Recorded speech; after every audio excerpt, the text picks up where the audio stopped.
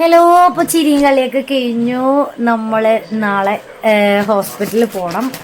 ഏകദേശം എത്ര പെട്ടെന്നാണ് ദിവസങ്ങളൊക്കെ പോകുന്നത്. 1 വർഷം കഴിഞ്ഞു. ഞാൻ ഇന്ന് രാത്രി പോകൂട്ടാ ഇവിടുന്ന്. അപ്പോൾ ഫൈമും കുഞ്ഞൊക്കെ വിഷമിച്ച് വന്നിരിക്കുകയാണ്. എത്ര പെട്ടെന്നാണ് 1 വർഷം കഴിഞ്ഞത്. കഴിഞ്ഞ ജൂണിലായിരുന്നു MRI ഒക്കെ കഴിഞ്ഞത്. നമുക്ക് അടുത്ത വർഷം ജൂണിൽ ചെയ്യണം പറഞ്ഞാണ്. കുറച്ച് സാഹചര്യങ്ങളുണ്ട്, പറ്റിയില്ല, വൈകിപ്പോയി. അപ്പോൾ നമ്മൾ ഹോസ്പിറ്റലിൽ പോവാൻ റെഡിയായിക്കൊണ്ടിരിക്കുകയാണ്. ബാഗിൽ സാധനങ്ങളൊക്കെ, ചാർജർ, കാര്യങ്ങൾ.